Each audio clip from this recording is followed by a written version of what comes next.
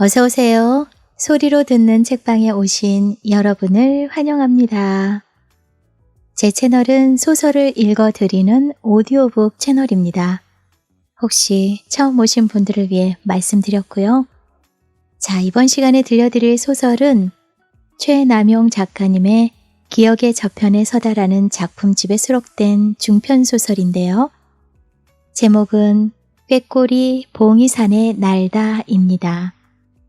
이 작품은 춘천을 배경으로 담은 소설집이라고 소개를 해드리고 싶네요. 봉이산 자락에서 태어나 자란 세 남녀의 사랑과 갈등을 이야기한 소설인데요. 그 이야기 지금 바로 들려드릴게요. 본문 낭독 시작하겠습니다.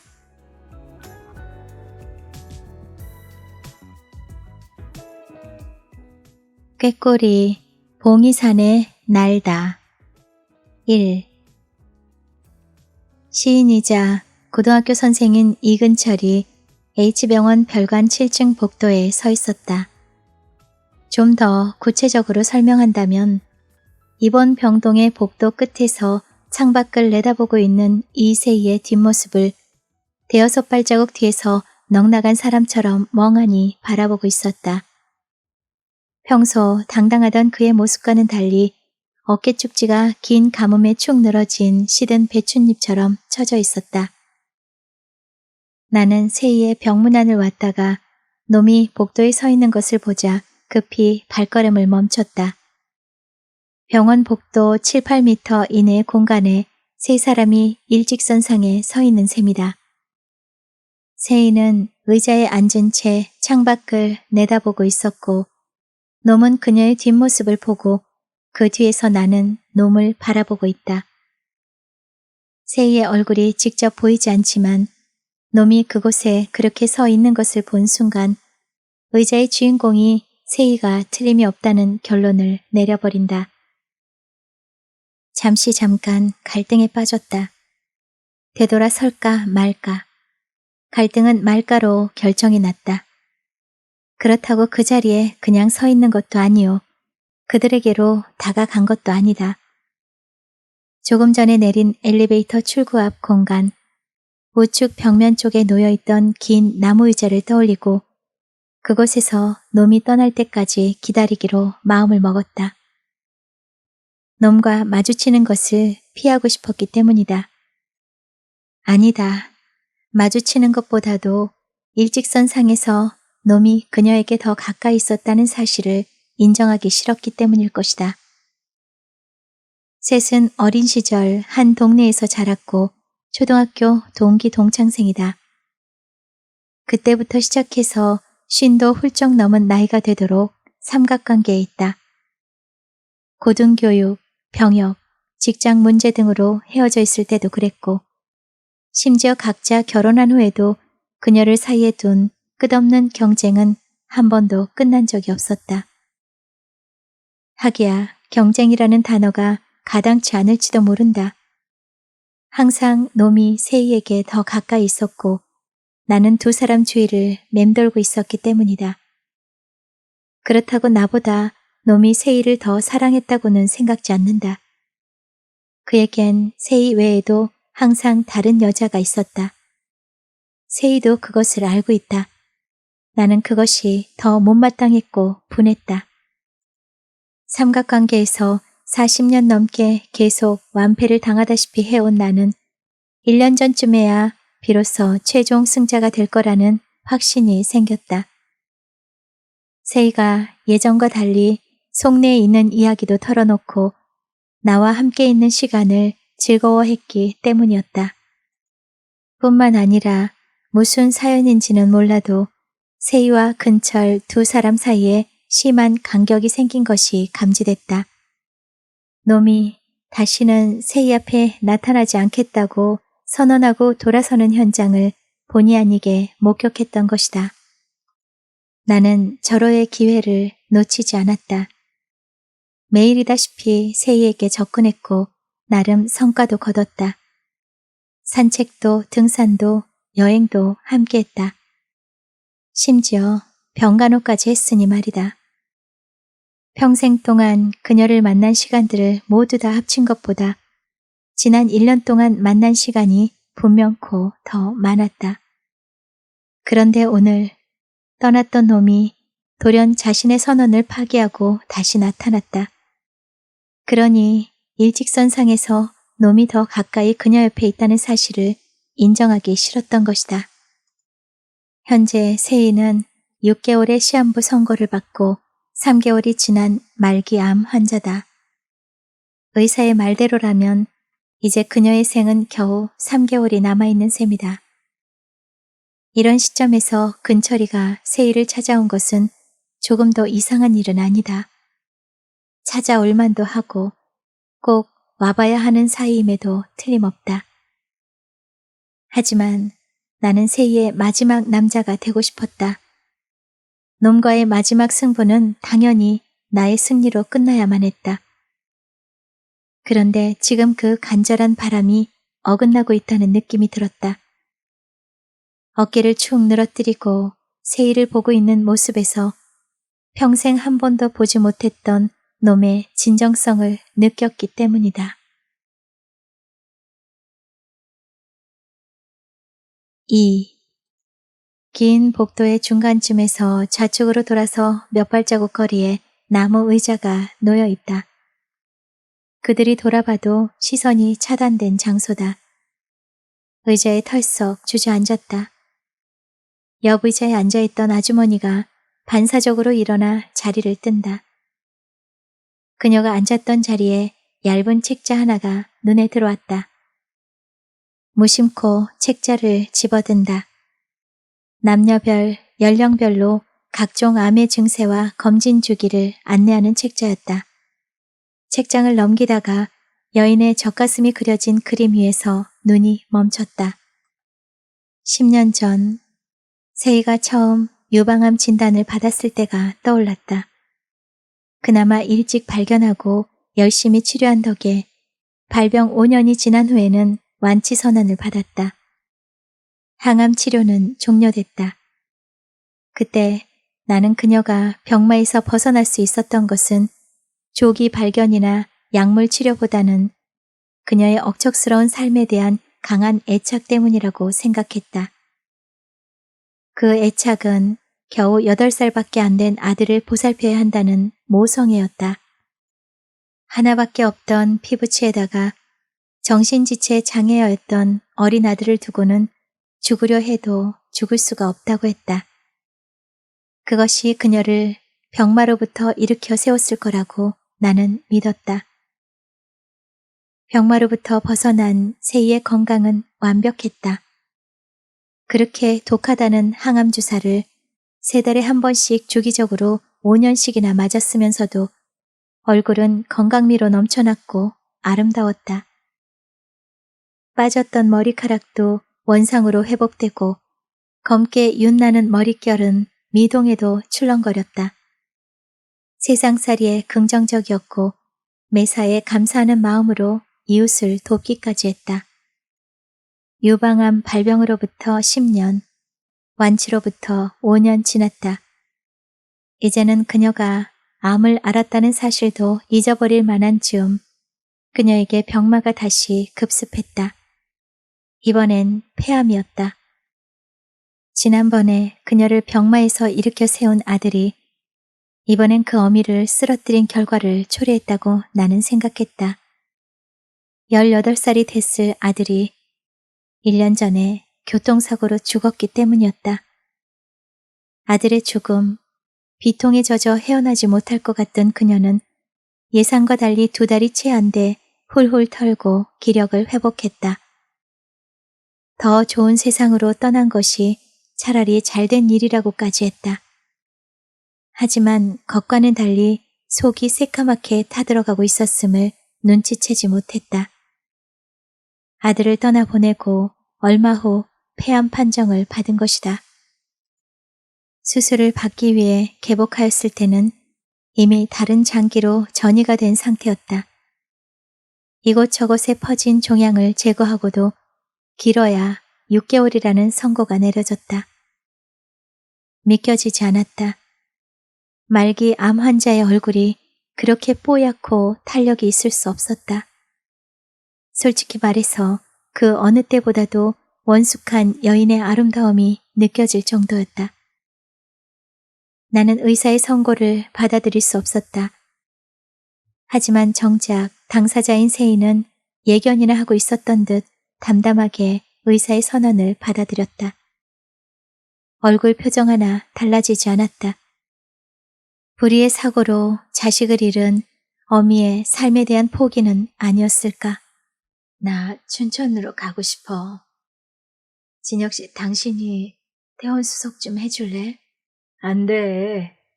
주치의가 계속 입원 치료를 해야 한다고 했어. 시간이 없어. 병원에 갇혀서 죽을 날만 기다릴 게 아니라 떠날 준비를 해야지. 마치 여행이라도 떠나는 사람처럼 말했다. 2주일 전에 보호자의 자격으로 수술 보증을 서달라는 세희의 전화를 받고 서둘러 서울로 올라갔었다. 그저 대수롭지 않은 수술일 것이라 생각했다. 천연덕스러운 세희의 말투가 그렇게 생각하게 했다. 보호자 수술 동의서를 쓸 때서야 세희가 폐암이라는 것을 알았다. 오진일 것이라는 생각을 떨칠 수가 없었다. 병색이라고는 하나도 찾아볼 수 없는 그녀가 암일 리가 없었다. 수술실로 들여보내놓고도 만약 암이라도 초기일 것이라 생각했다. 수술을 받고 나면 지난번처럼 훌훌 털고 다시 오뚜기처럼 일어날 것이라고 믿었다. 내게 보호자가 되어달라고 전화해준 것에 감사하며 수술이 끝나면 그저 며칠 입원했다가 함께 춘천으로 가리라 생각했었다. 수술이 끝나고 보호자를 찾는 간호사를 따라서 의사 앞에 섰을 때 섬뜩함을 느꼈다. 의사의 눈에서 죽음의 낙인을 보았기 때문이다. 환자하고는 어떤 사이시죠? 친구입니다. 급히 가족을 불러주셔야겠습니다. 가족이 없습니다. 혼자예요. 저한 근 50년직이니 가족이나 친배 없습니다. 폐 종양을 잘 제거했습니다. 그런데 문제는 다른 장기에도 전이가 되었습니다. 그럼 글쎄요. 웬만한 건 다 손을 댔습니다마는 너무 늦은 것 같습니다. 그럴 리가 없습니다. 한 달 전쯤에 감기 증상이 좀 있다고 했을 뿐인데 늦었다니요. 진행 속도로 보아 환자에게 많은 스트레스가 있었던 것 같습니다. 그럼 앞으로 어떻게 해야 되죠? 당장 주간자실로 옮기고 장기적인 항암 치료를 받도록 합시다. 늦었다고 하시지 않았나요? 최선을 다해보는 거죠. 종종 놀라운 기적도 일어나니까요. 세희는 기적을 바라지 않았다. 얼마가 될는지 모르지만 암과 함께 살면서 떠날 준비를 해야겠다고 고집을 부렸다. 마침내 보름 만에 의사도 퇴원을 허락하고 말았다. 지방에 내려가서도 항암 치료를 받는다는 조건이었다. 당일로 우린 춘천으로 돌아왔다. 돌아오는 차 안에서도 세희는 여행에서 돌아오는 듯 유쾌하게 떠들었다. 차라리 내가 환자인 것처럼 침묵했었다. 3. 얼마나 시간이 흘렀을까 그들이 궁금해졌다. 혹시나 눈이라도 마주칠까봐 복도 모퉁이에서 고개만 살짝 내밀었다. 정지된 시간, 정지된 활동 사진처럼 아직도 그들은 그대로 꼼짝하지 않고 있었다. 놈의 어깨가 더욱 무거워 보였다. 다시 돌아와 의자에 앉는다. 당연한 일이건만 놈의 심각함이 마음에 들지 않았다. 이별을 선언하고 떠났으면 그만이지. 다시 돌아온 놈의 행위가 괘씸스러웠다. 아니다. 놈은 처음부터 싸가지가 없는 놈이었으니 그럴만도 하다. 처음부터? 그래, 처음부터였다. 그와의 첫 만남이 눈에 선하게 다가왔다. 국민학교 3학년 여름방학이 끝나고 2학기가 시작되던 날 그는 서울에서 전학을 왔다. 눈, 코, 입이 모두 큰 선이 굵은 윤곽, 얼굴색은 계집애처럼 희고 머리는 3분의 1 가르마를 타서 왼쪽으로 넘겼다. 거기에 키마저 훌쩍 큰 것이 천연 귀공자 타입이었다. 여러분, 이번에 우리 반으로 전학을 온 친구를 소개하겠어요. 근철아, 네가 직접 인사를 하렴? 담임선생님이 근철에게 눈짓을 했다. 서울 정동국민학교에서 전학을 온 이근철입니다. 잘 부탁합니다. 교실 전체를 여유있게 천천히 둘러보면서 또렷또렷한 목소리로 근철이 인사를 했다. 청색 반바지에 파란 줄무늬가 들어간 흰색 반팔 셔츠를 받쳐 입고 노란색 네모 진짜 소가죽으로 만든 가죽 가방을 메고 있었다. 한눈에도 부잣집 녀석처럼 보였다. 아이들의 부러운 시선이 그의 차림새에 모아졌다. 모두가 가난했던 시절이라 우리 반에는 그렇게 좋은 옷이나 가방을 가지고 있는 아이는 없었다. 인사를 끝낸 그는 가방을 벗어 뚜껑을 열더니 선생님의 교탁 위에다가 가방을 거꾸로 쏟았다. 가방에서는 새 연필 몇 다스와 과자가 쏟아져 나왔다. 잘 부탁한다고 드리는 선물입니다. 근철은 말을 마치자 한 명당 연필 한 자루와 과자 한 개씩을 돌렸다. 향나무 냄새가 피어나는 USA 마크가 선명히 찍힌 미제 연필과 고동색 종이로 포장된 초콜릿이었다. 60명이나 되는 아이들은 침을 꼴깍 삼키며 조용해졌다. 말로는 부탁한다고 하는데 근철의 표정에서는 자만심이 가득해 보였다. 무섭기만 한 선생님의 얼굴에선 보기 드문 미소가 흐르고 있었다. 놈의 행동이 치사하다는 생각이 들었다. 잘생긴 얼굴에 부티가 줄줄 흐르는 옷과 가방만 해도 모두를 기죽일 만한데 거기다 선물 공세까지 한다는 생각이다. 분명코 친구들 사이의 친분 구도에 어떤 변화가 올 것 같은 예감이 들었다. 그런데 어디서 봤더라? 잠시 생각을 짚어본다. 며칠 전 있었던 일이 얼핏 지나갔다.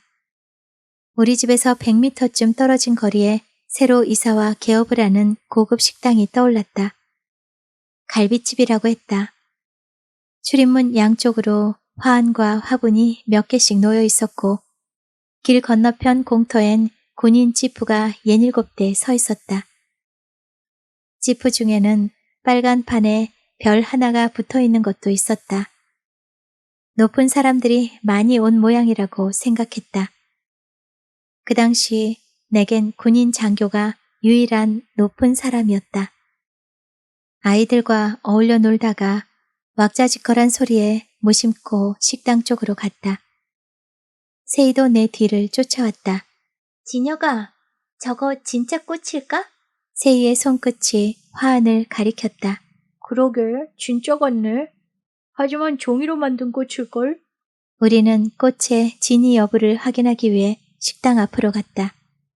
꽃을 막 만져보려는 찰나였다. 야, 만지지 마. 망가져. 식당 안에서 밖으로 뛰어나오면서 우리 또래 남자아이가 소리쳤다. 꽃이 진짠지 만져만 보려고. 내가 오물거리며 말했다. 촌놈? 그럼 진짜지 가짜야? 하여튼 만지지 마. 그리고 꺼져. 울컥했지만 남의 것을 만지려 했으니 참기로 했다. 사실은 나보다 덩치도 크고 무엇보다도 반바지에다 미국 국기가 그려진 티셔츠를 입은 당당한 그의 모습에 쪼그라들었는지도 모른다. 그날 보았던 그 녀석인 것 같았다. 싸가지 없던 녀석이 틀림없어 보였다. 확인이나 하려는 듯 옆에 옆자리에 앉아있는 세희 쪽으로 고개를 돌렸다. 세희가 나를 보며 얼굴을 찡긋했다. 내 생각을 읽고 있었나 보다. 세희가 얼굴을 찡긋하는 것은 평소 상대에게 네 말이 맞는다고 하는 동의의 표정이었다. 잠깐 나를 보던 세희의 시선이 급히 앞으로 돌아갔다. 그 시선을 쫓아갔다.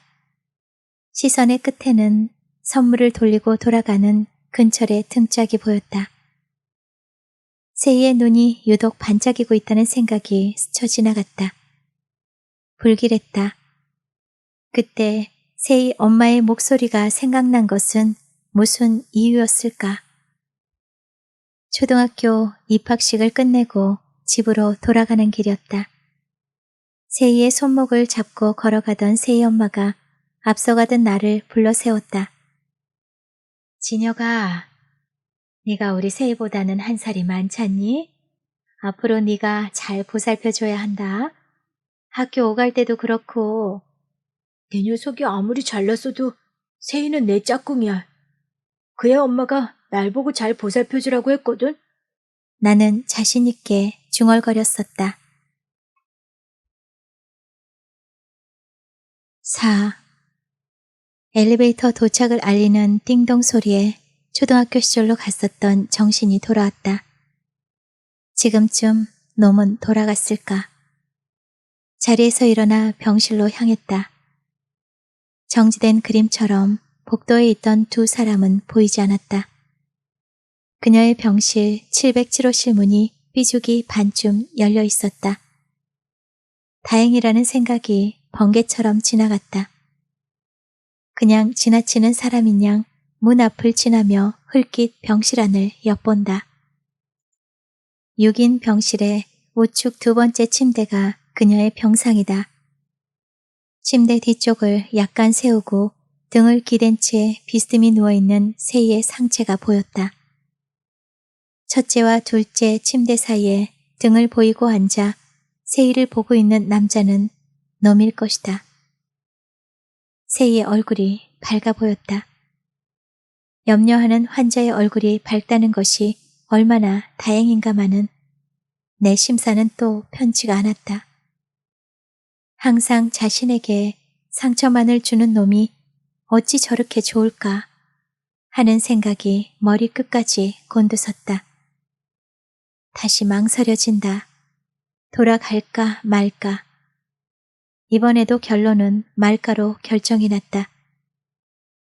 문 앞을 지나쳐 세희가 앉아있던 복도 끝에 있는 창가로 갔다. 이제 놈은 금방 가겠지. 그렇게 되길 비는 마음으로 중얼거렸다. 창밖을 내다본다. 창밖에는 H대학의 건물 스카이라인 위로 푸른 나무가 가득한 봉이산 산정이 눈에 들어왔다. 그래, 봉이산을 보고 있었어, 봉이산을. 세희가 봉이산을 바라보고 있었던 것을 알아낸 것이 큰 깨달음이나 되는 듯 환호를 지를 뻔했다.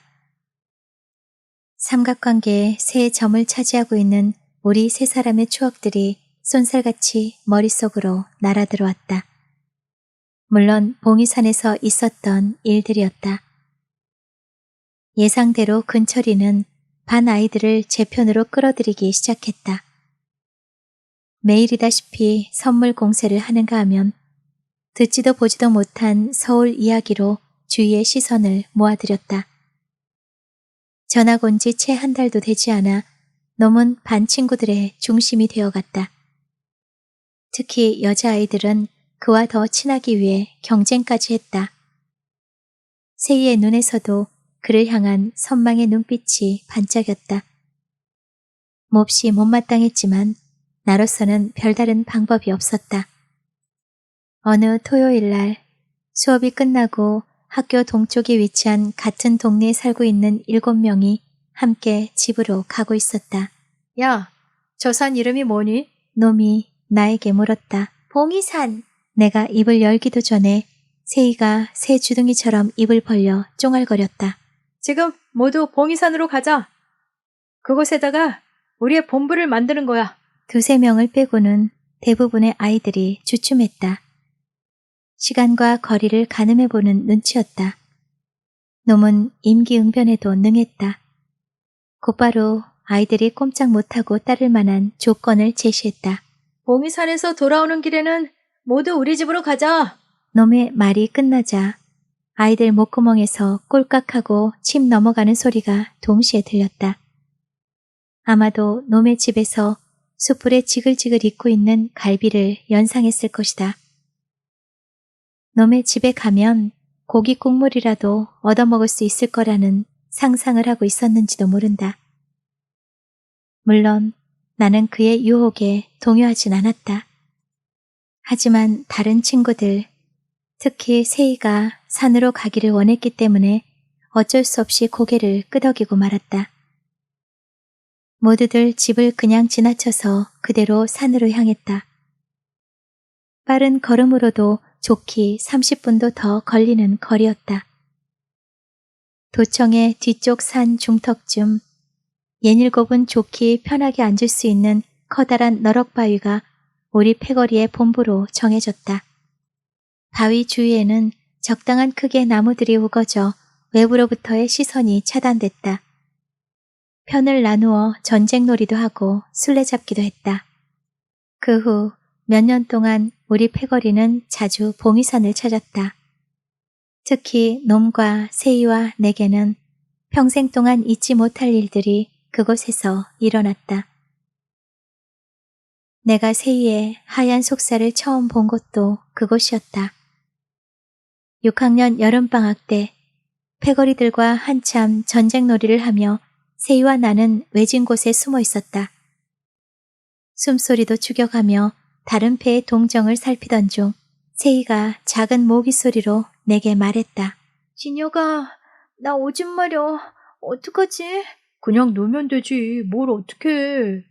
퉁명스럽게 말하며 세이를 보니 이해가 갔다. 바지를 입고 있었다. 알았어. 내가 망을 봐줄 테니 걱정 말고 일이나 봐. 너 돌아보면 안 돼. 나는 돌아서서 망을 보기 시작했다.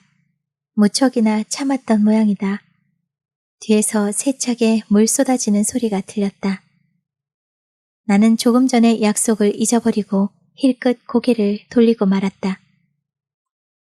조롱박 속살같이 하얀 세이의 엉덩이가 눈에 들어왔다.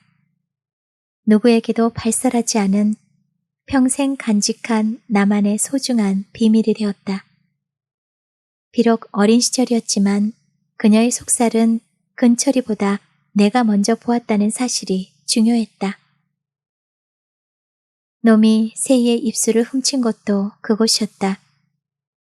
중학교에 진학하면서 세이는 여학교로 갔고 놈과 나는 같은 남자 학교로 진학했다. 학교가 다르고 반이 다른 관계로 초등학교 때처럼 자주 어울리지 못했다. 하지만 우린 여전히 친하게 지냈다.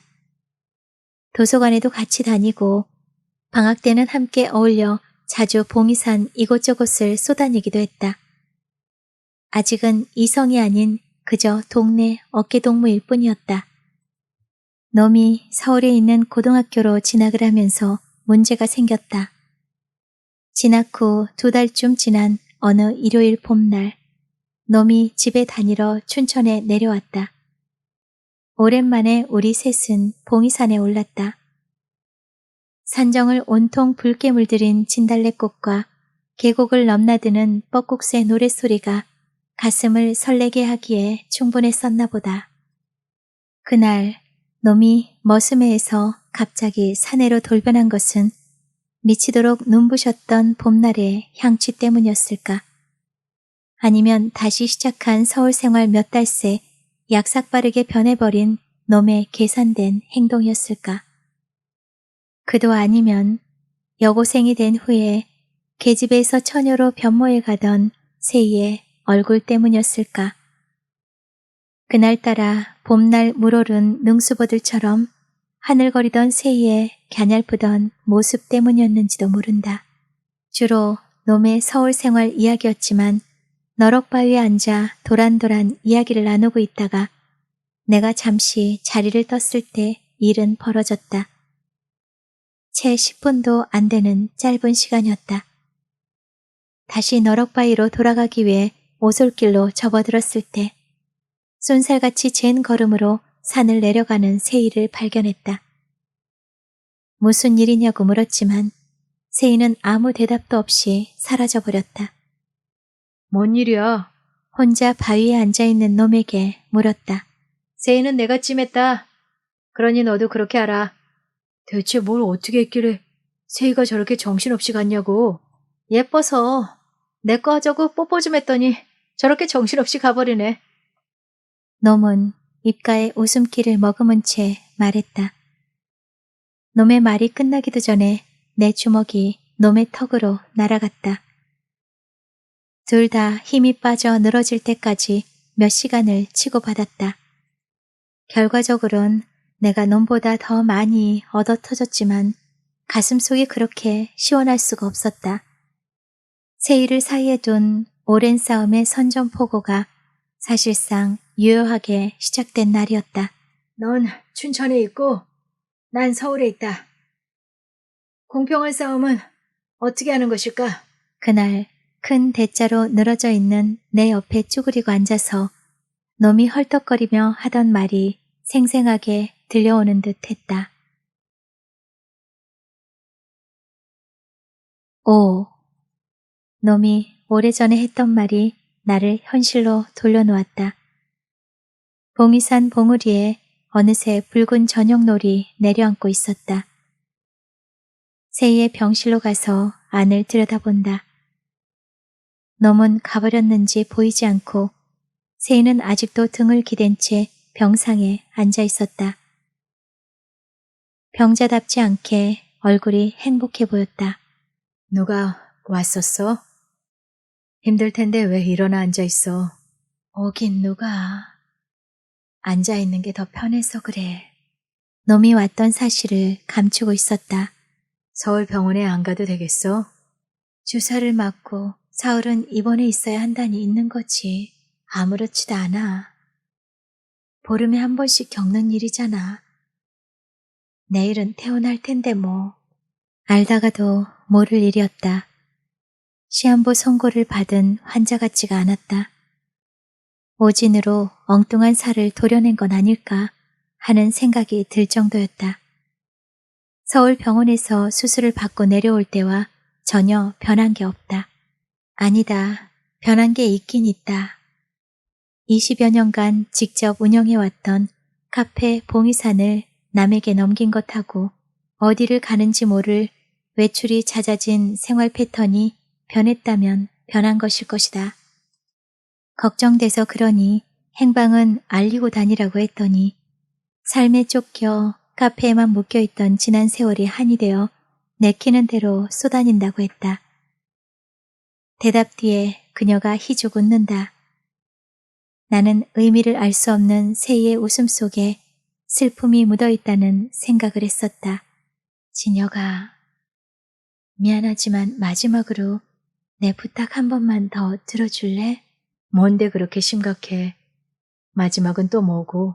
오늘은 그만 돌아가고 내일 일찍 좀 와줄래? 그게 뭐 부탁이랄 게 있어? 늦게 가도 내일 일찍 올게. 퇴원 때문에 그래? 아니야. 그만 가봐. 그리고 내일 올 때 맛있는 도시락도 준비해주면 좋고. 도시락은 또 왜? 어디 피크닉이라도 가게? 맞았어. 퇴원하면서 나하고 봉이산으로 소풍이나 가자고. 봉이산이야 잠깐이면 될 텐데 도시락식이나? 도시락도 까먹고 여기저기 천천히 돌아도 보고. 오랜만에 내가 좋아하는 사람하고 정담도 나누고 싶어서. 우스개라는 표정을 지으며 밝게 말하고 있었음에도 목소리가 젖어 있는 것 같았다. 순간 섬찟한 느낌이 지나갔다. 그녀의 부탁이라면 무조건 따라야 한다는 생각이 얼핏 스친다. 피곤하면 안 되니 일찍이 자라 이르고는 병실을 나섰다. 마음이 영 개운치가 않았다. 엘리베이터를 타려는데 간호사가 쫓아오며 불렀다. 이세희님 보호자 되시죠? 아, 네. 왜 그러시죠? 의사 선생님이 만났으면 하세요. 마침 오늘 당직이라 퇴근 안 하셨을 거예요. 나는 세희의 주치의인 닥터 박의 방으로 갔다. 그는 예전부터 나와 세희의 관계를 잘 알고 있는 학교 후배였다. 그는 내가 들어서자 반사적으로 벌떡 일어나 앞에 놓여있는 소파로 나와서 앉았다. 선배님, 아무래도 서울 암센터로 모시는 게 좋겠어요. 왜? 안 좋은가? 겉보기엔 전혀 모르겠던데. 이제부터죠. 몸도 축나기 시작할 테고 통증도 서서히 시작될 겁니다. 울렁임도 있을 테고 당초 서울에 그냥 계셨으면 좋았을 텐데 본인도 알고 있나? 그럼요. 말씀드렸죠. 그런데 세희 씨는 진통제 처방이나 받다가 심해지면 호스피스 센터로 가서 마지막을 맞겠다는 거예요. 전혀 희망은 없는 건가? 현재 의학적 판단으론 그렇죠. 하지만 마지막 순간까지 최선을 다할 필요는 있다고 봅니다. 치료만 열심히 받으면 진행 속도를 줄일 수도 있고 내일이라도 신약이 개발된다든가 또 다른 어떤 치료 방법이 말끝을 흐렸다. 그런데 왜 큰 전문 병원으로 안 가겠다는 걸까? 세희 씨가 선배님에게는 아무 말도 하지 말아달라는 것으로 보아 선배님이 그 사연을 저보다 더 잘 아실 것 같은데요. 선배님이 한 번 더 설득해 보세요. 닥터 박에 한 번 더 설득해보라는 말을 뒤로하고 병원에서 나왔다. 3개월 전에 서울 병원에서 세희를 퇴원시킨 것이 못내 아쉬움으로 다가왔다. 내일 봉이산으로 소풍이나 가자고 한 것이 마지막을 준비하는 첫 수순일 것이라는 생각이 들었다. 집으로 가는 길목에 있는 포장마차로 들어가 소주 한 병을 시켰다. 세희를 설득할 묘안을 생각해보자는 의도였다. 하지만 소주 한 병을 다 마실 때까지 뾰족한 방법은 떠오르질 않는다. 어처구니 없게도 필요한 생각은 아니 떠오르고 엉뚱한 의문 하나가 계속 머리를 맴돌았다. 아니다. 솔직히 말하면 생각하기조차 싫은 일이지만 평생을 두고 문득문득 떠올라 나를 괴롭히곤 했으니 엉뚱하다고는 할 수 없겠다. 놈은 정말로 세희와 살을 섞었을까? 하는 의문이었다. 아주 오래전에 놈은 의기양양한 목소리로 내게 세희를 가졌다고 말했었다. 그것도 강제가 아니라 세희의 동의 아래 이루어진 일이라 했다. 생각하기조차 싫은 사건은 대학 진학 초에 벌어졌다. 나와 세희는 춘천에 있는 같은 대학에, 놈은 서울의 모 대학에 진학을 했다.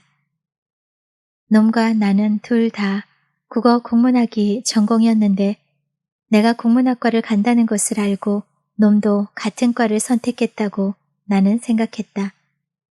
그렇게 생각할 만한 충분한 이유도 있었다.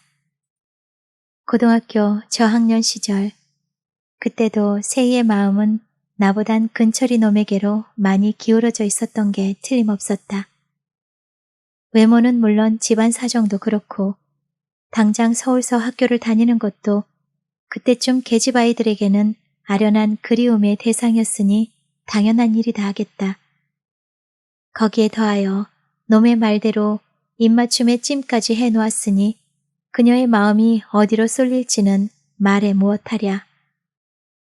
그런데 고3 초에 반전의 기미가 보였었다.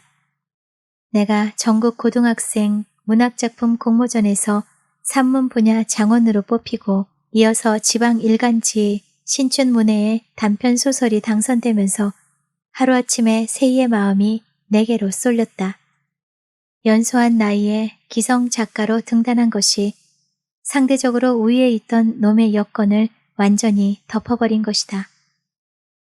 수시로 세희는 이유를 만들어 먼저 내게 다가왔고 어쩌다 놈과 셋이 함께 만났을 때도 세희의 눈빛은 내 쪽으로 기울어졌다. 그것이 놈이 국어 국문학과를 선택한 이유가 되었을 것이다. 놈의 실력으로는 충분히 더 나은 전공을 택할 수도 있었으련만 놈의 질투는 자신의 인생 행로마저 바꾸게 했고 생각하기조차 싫은 그 사건을 만들게 했던 단초가 됐을 것이다. 대학 첫 여름방학. 그때까지만 해도 고3 초에 시작된 우리 사이의 반전은 유효했다. 세희의 은근한 마음은 계속 내 주위를 맴돌고 있었다. 나는 그 분위기를 마음껏 즐기고 있었다. 반전이 다시 역전된 것은 여름방학이 끝나갈 무렵이었다. 놈이 생각보다 빨리 귀경을 서둘렀다. 서울로 떠나기 바로 전날 저녁에 놈이 포장마차로 나를 불러냈다. 거기서 놈은 폭탄 선언을 했다. 엊그저께 보름달이 휘영청 밝은 밤에 세희와 단둘이 봉이산 너럭바위에 갔었다고 했다. 자신이 국어국문학과를 선택한 이유를 말해주고 1년 이내에 중앙지를 통해 등단을 하겠다는 약속도 했다고 말했다. 나는 속으로 놈을 비웃고 있었다. 그러나 이어진 놈의 폭탄 같은 발언엔 아연 질색하고 말았다. 나 그날 그곳에서 세희를 가졌다. 이젠 정말 내 여자다. 놈의 목소리는 승자의 기쁨으로 가득 차 있는 듯했다. 정신이 아찔했다. 그리고 이내 멍해졌다. 놈과 어떻게 헤어졌는지, 내가 어떻게 집으로 갔는지도 기억이 없다. 놈의 말의 진위 여부는 아직도 알 수는 없다. 하지만 그날 이후 두 사람에게서 왠지 모를 서먹함이 느껴졌었다. 아니다. 특별함을 애써 감추려 하는 것이었는지도 모른다. 하지만 나는 아직도 그 일을 사실로 받아들이지 못하고 있다. 여전히 의혹으로 남겨둘 뿐이다. 억지로라도 그래야만 했다. 6. 김밥 몇 줄과 과일, 그리고 음료수를 챙겨 넣은 가방을 메고 병원으로 갔다. 세희는 이미 퇴원 수속을 마치고 병원 현관 앞에서 나를 기다리고 있었다. 언제 준비했는지 등산복 차림이었다. 웃어야 할지 울어야 할지 모를 일이다. 그녀는 나를 보자 방긋 웃었다. 괜찮겠어? 환자지만 환자 취급 마라. 자기가 한 말에 모순 때문일까? 그녀가 피식하고 의미 없는 웃음을 흘렸다. 나도 따라 웃을 수밖에 없었다. 오늘 산행은 내가 앞장선다. 알았지? 세희가 마치 대원을 인솔하는 분대장이나 되는 것처럼 명령하듯 말하고 성큼 앞장서서 걷기 시작했다. 나는 말없이 고개를 끄덕여주고는 준비했던 지팡이 하나를 그녀에게 건네주었다. 아마도 미리 행로를 계획해 놓았던 모양이다. 산으로 오르는 가장 지름길인 H대학 정문 앞을 그냥 지나쳐서 시의회 입구 쪽으로 방향을 잡는다. 잠시 오르막을 올라 의회 정원 앞에 다다랐다. 병원 앞을 떠난 지 채 10분도 안 된 거리다. 그럼에도 세희는 정원 느티나무 아래 나무 의자를 찾아 앉는다. 왜? 힘들어? 아니, 오늘 진혁 씨 당신한테 하고 싶은 이야기의 시작을 이곳에서부터 시작해야 할 것 같아서. 그냥 바람이나 쐬자는 게 아니었어? 오래전부터 하고 싶었던 이야기가 있었는데 못했어. 무슨 얘긴데 굳이 산에 와서 해야 돼? 한 여인의 삶 이야기일 수도 있고 뭐 그런 얘기. 순간 나는 근철과 세희와 나 사이에 얽히고 설킨 이야기일 거라고 미리 짐작했다. 그러나 전혀 예상치 못한 질문으로 세희는 이야기를 시작했다. 봉이산 하면 무엇이 떠올라? 봉이산? 글쎄, 어린 시절의 추억, 뭐 그런 거겠지. 그럴 수도 있겠지. 특히 근철이를 포함해 우리 셋의 경우는 더욱 그럴 테지. 잠시 생각에 잠기는 듯 하더니 다시 말을 이어갔다. 내겐 출생, 성장, 희망, 좌절, 그리고 그리움. 뒷말을 흐리면서 다시 이야기를 중단하더니 자리에서 일어나 의자 뒤편으로 걸어가서 멈춰섰다. 그녀의 시선 방향으로 향교 쪽 마을이 훤히 내려다 보였다. 저기 골목길이 보이지? 향교 앞에서 후평동으로 넘어오는 대로변 좌측 건물들 뒤편으로 폭좁은 골목이 눈에 들어왔다. 아주 예전엔 저 골목을 따라 실개천이 흐르고 실개천을 사이에 두고 양쪽으로 집 몇 채가 띄엄띄엄 있었지. 이곳과 향교 중간쯤에 있었던 수건 공장 옆집에 내가 태어난 집이 있었어. 언젠가 들은 것 같아. 철컥거리는 기계 소리를 너무 들어서 웬만한 소리는 신경 쓰이지 않는다고 했던가? 그래, 당신에겐 말했을 거야. 내가 봉이산 산자락에서 태어났다는 이야기. 그래. 네가 6살 때 소양로 우리 동네로 이사를 왔지 아마? 어떻게 나이까지 기억해? 당신 일이니까 알지. 근데 태어난 곳 알려주려고 이곳으로 왔어? 그것보단 여기가 봉이산 하면 어떤 생각을 떠올리게 하는 최초의 장소이기 때문이야. 어떤 생각이라? 글쎄, 그게 뭘까?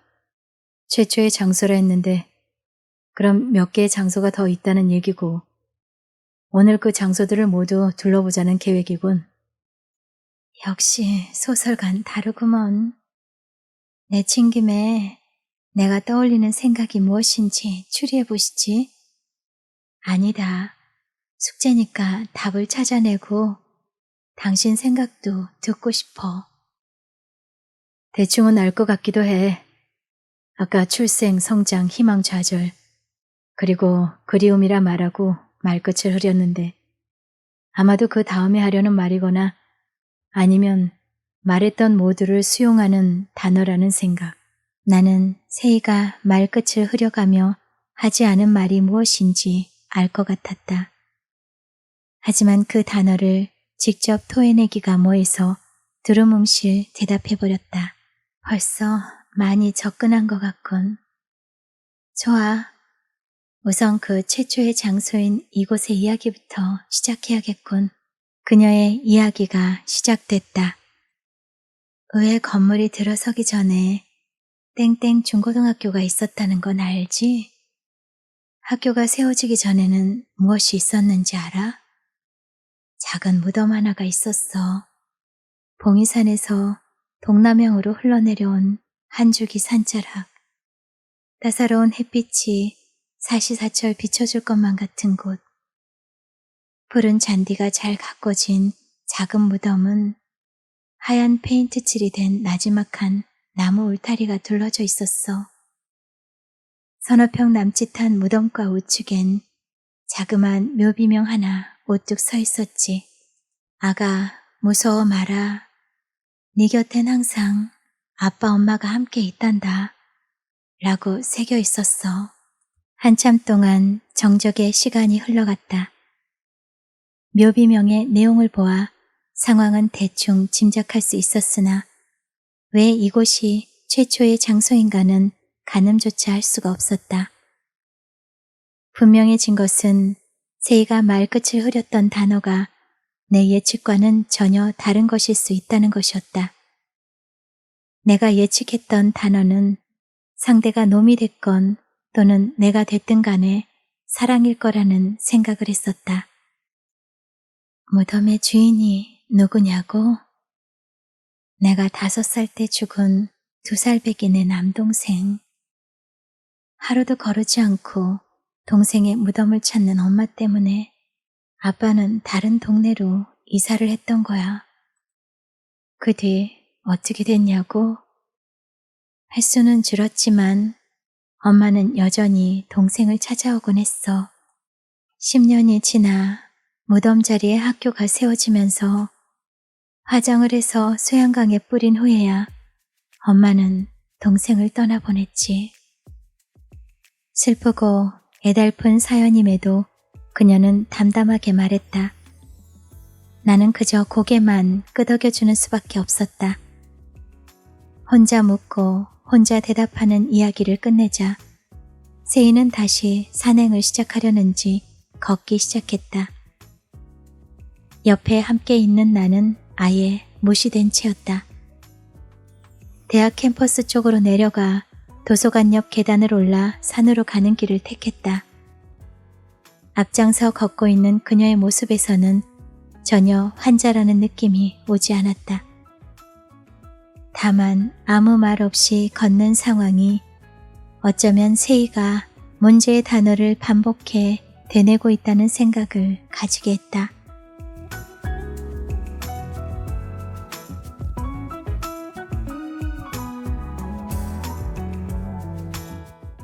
네, 꾀꼬리 봉이산의 날다.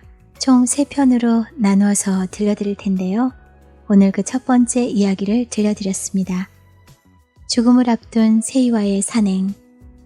첫 번째 봉이산의 기억은 세이가 5살 때 죽은 2살배기 남동생의 이야기였네요. 세 남녀의 끈질긴 삼각관계, 얽히고 설킨 이야기. 끝까지 함께 해주시면 감사하겠습니다. 저는 다음 시간에 또 찾아뵙겠습니다.